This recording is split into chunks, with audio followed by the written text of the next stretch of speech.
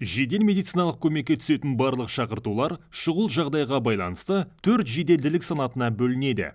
Жедел медициналық көмек жеделдігінің бірінші санатының жай-күйіне өміріне тікелей қауіп төндіретін, жедел медициналық көмек көрсетуді қажет ететін жай-күй жатады. Бірінші жеделділік санаттағы шақыртулар себебі адам өміріне тікелей қауіп төндіретін жағдайлар. Мұндай жағдайларға тыныс алудың немесе жүректің тоқтауы, жаппай төтенше жағдайлар, шок, инфаркт, жүктіліктің асқынулары және басқа жағдайлар жатады. Жедел жәрдем шақырғанда диспетчердің барлық сұрақтарына нақты және дәл жауап беріңіз.